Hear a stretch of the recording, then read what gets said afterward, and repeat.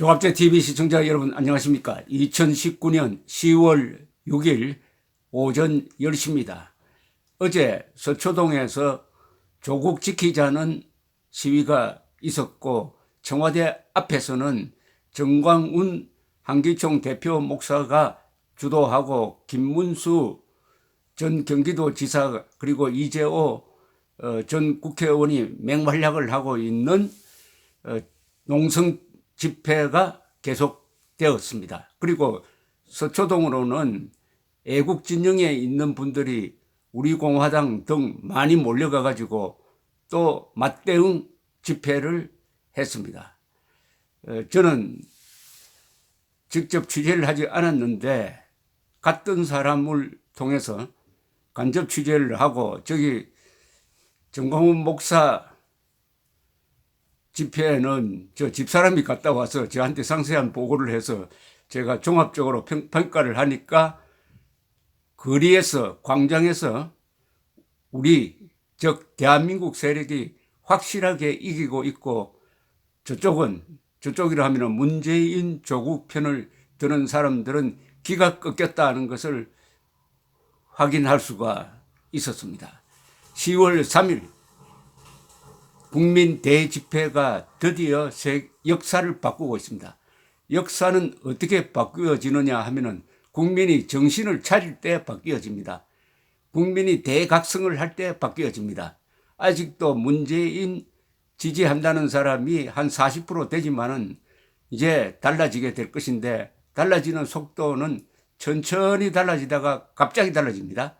세상 일이 어떤 임계점에 도달하는 데까지는 시간이 걸리지만 일단 거기에 도달해 버리면은 왕창 무너져 버립니다. 왕창 무너져 버립니다. 왜 이렇게 됐느냐 하는 것은 결국은 진실과 거짓의 대결에서 진실이 이기고 있다는 사실입니다. 진실이 다수가 되고 있다는 사실입니다. 진실은 소수가 되어도 이길 수가 있습니다. 진실의 불씨만 있으면은 결국은 이기는데 불씨가 불길이 되고 덜불로 번지고 횃불이 되고 하면은 결국은 다수가 됩니다. 진실이 다수가 되면은 민주주의 국가에서는 당할 자가 없어집니다. 지금은 진실이 다수가 되고 있다고 생각됩니다. 어제 서초동 집회 우리 자유진영 분들이 기민하게 대응을 했습니다. 제가 아침에 조선일보를 보고 조국 문재인 퇴진운동본부에서 낸 광고를 소개를 해드렸습니다만 그 밖에도 여러 단체들이 몰려가서 당당하게 거리에서 붙었습니다. 그런데 이 조국 수호 집회에 참석한다는 게 얼마나 이게 쪽팔리는 것이고 잘못하면은 사진 찍혀서 기록에 남게 되고 그러면은 영원히 족보에서 지울 수 없는 오명을 남기게 될지 모른다는 공포감이 저는 조국 집회 참여자들 속에 있었다고 봅니다. 그러니까 태극기를 들고 나온 것이 군데군데 태극기가 있었어요. 우리가 조국이다라는 아주 이거 자기 폭로적인 구호가 있었는가 하면은 간간히 태극기가 있었습니다. 그것은 나름대로 그 사람들도 우리는 좌익 편이 아니다. 우리 빨갱이 편이 아니다. 라고 우리도 애국 시민이라는 것을 보여주려고 하는 노력이 아니었겠느냐. 그리고 젊은 사람들도 있었지만은 나이 많은 사람들이 많았다. 그리고 애국 진영, 보수 진영 집회에서 요사이 젊은 사람들이 많아지고 있습니다. 그것은 교회에서 그리고 가족 단위가로 아이들 손을 잡고 들어오니까 이런 변화가 지금 일어나고 있습니다. 왼쪽은 늙어가고 오른쪽은 젊어지는 이런 상황이 벌어지고 있습니다. 무엇보다도 어떻게 조국을 편드느냐. 그럴 바에 차라리 김정은 편들고 히틀러 편들고 스탈린 편들라고 하는 게 낫지. 그렇지 않아도 조국이란 자는 과거에 운동권 시절에 쓴 논문을 보면은 레닌을 신주단심처럼 모시는 자입니다. 골수 레닌주의자입니다. 우리가 조국이다라고 하면은 우리는 레닌주의자다라는 뜻입니다. 그러면 어떻게 할까요? 우리가 레닌주의자라고 하는 사람을 어떻게 할까요? 어디로 보내드릴까요? 물론 모르고 한 거죠. 조국이가 골수 레닌주의자라는 것을 모르고 뭐 자유민주주의자, 양심가, 진보 세력 이렇게 속아 넘어가던 사람들한테 이제 앞으로 결정타가 기다리고 있습니다. 이제 조국 사태, 조국 게이트를 한 걸음 업그레이드 하기 위해서는 우리 애국 진영이 전력을 다해서 조국의 이념적 정체성을 폭로해야 됩니다.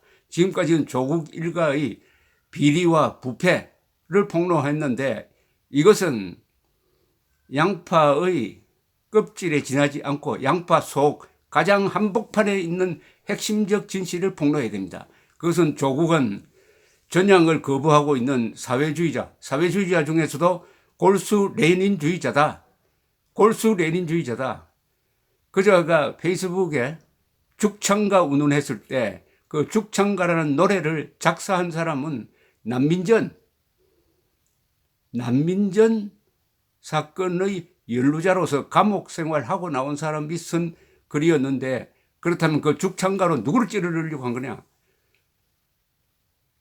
대한민국을 찌르려고 한 거 아니겠어요? 그런 선동을 한, 그리고 엉터리 대일 정책에 동조하지 않으면은 부역자다, 이적분자다. 더구나 문재인 대일 정책을 비판하는 사람이 30%가 넘으니까 1,000만 명을 이적분자로 보는 이런 자가 지금 골수 레닌주의자가 법무장관 자리에 앉아 있다. 그럼 골수 레닌주의자가 검찰 수사를 지휘하게 되면 누구를 잡아넣습니까? 자유민주주의자를 잡아놓고 공산주의자를 풀어주겠다는 것 아닙니까? 그러면 자유민주주의 체제를 뒤엎겠다는 것이죠. 이게 바로 문재인이가 조국 임명에 담은 진정한 의도라고 봐야 합니다. 그렇다면 이 자체가, 임명 자체가 내란 선동으로 볼 소지가 많습니다. 내란 선동.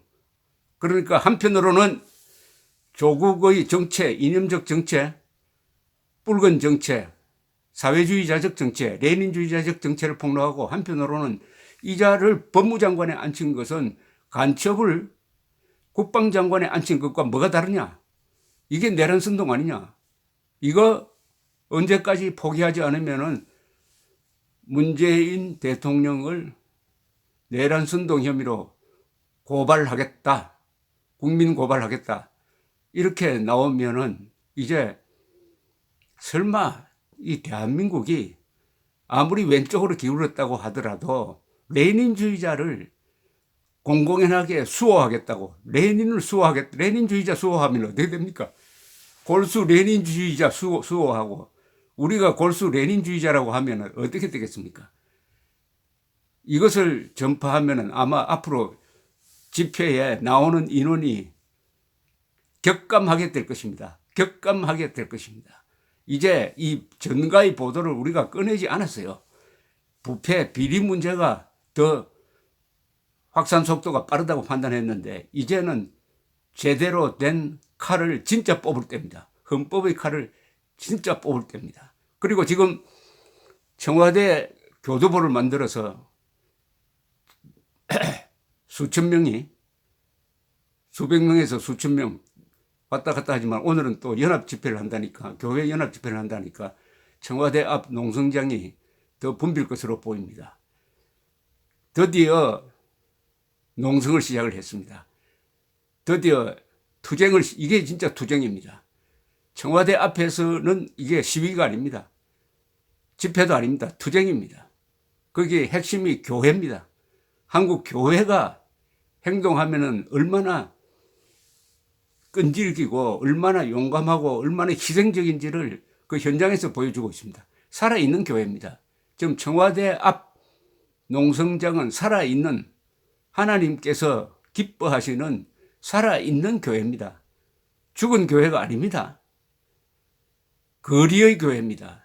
거리의 교회입니다. 한국 교회가 깨어나고 있습니다. 한국 교회가 그동안에 길을 잃었습니다. 개화, 독립운동, 건국, 그리고 공산주의와 맞선 호국, 산업화, 민주화까지는 항상 한국 교회가, 기독교가 핵심적인 자리, 한복판에 있었습니다. 그러다가 87년 무렵으로 해서 민주화가 이루어지니까 그때부터는 개인주의적으로 흐르고 물질주의적으로 흘러가지고 한국교회가 존재하는 주제를 잃었습니다. 근데 이제 주제를 다시 찾았습니다. 그것은 뭡니까?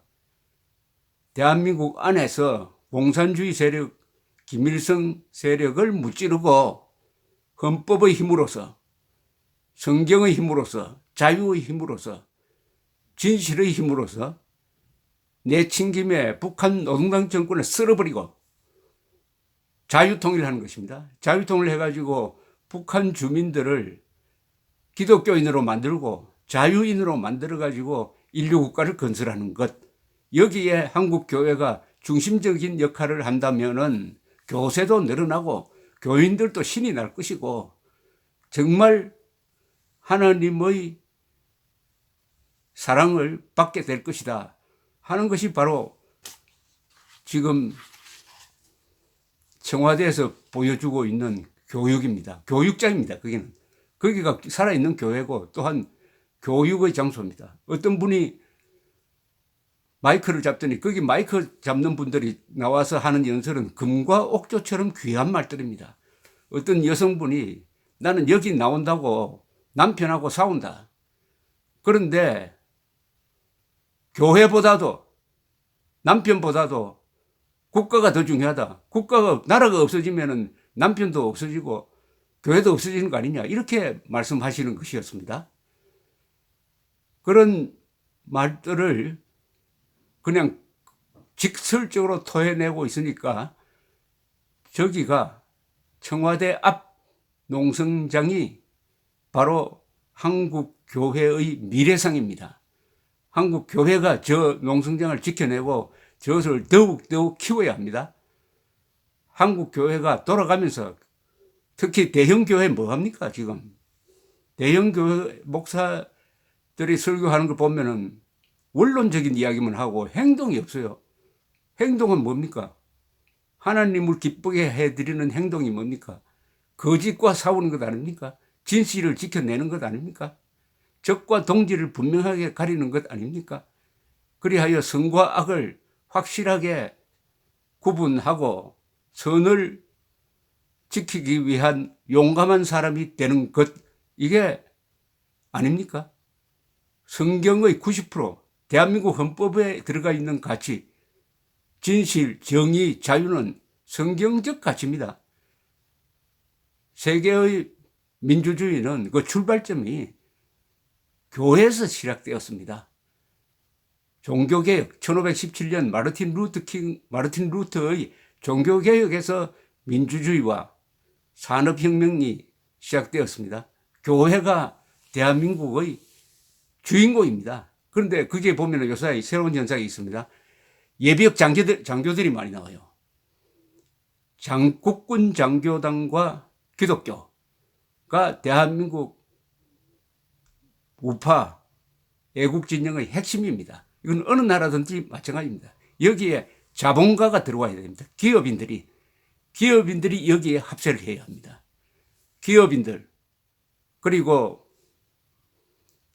국군 장교단, 그리고 기독교가 똘똘 뭉치면은 어마어마한 조직력과 행동력이 있습니다. 요사이 우파 애국 세력의 행동력이 왜 강해졌느냐? 그것은 기독교인들이 들어왔기 때문입니다. 기독교인들이 들어오니까 하는 행동이 다릅니다. 하나님을 믿는 사람들의 행동이 얼마나 용감하겠습니까? 하나님과 문재인 중에서 문재인 믿는 사람과 하나님 믿는 사람이 대결하면 누가 이기겠습니까? 드디어 문재인 조국이 한국 교회를 화나게 했습니다. 한국 교회를 활성화시켰습니다. 우리는 이기고 있습니다. 다만 이때 주의해야 될 게 있습니다. 잘 나갈 때 조심해야 됩니다. 그리고 절대로 거짓과 싸우기 위해서 거짓말을 하면 안 됩니다. 절대로 괴물과 싸우기 위해서 우리가 괴물이 되면 안 됩니다. 우리는 머리가 좋은 사람들입니다. 마음도 좋은 사람들입니다. 우리는 머리를 써서 용감하게 싸워야 합니다. 착한 사람들의 시대는 끝났습니다. 이제는 착하고 용감해져야 합니다. 우리가 이기고 있습니다. 감사합니다.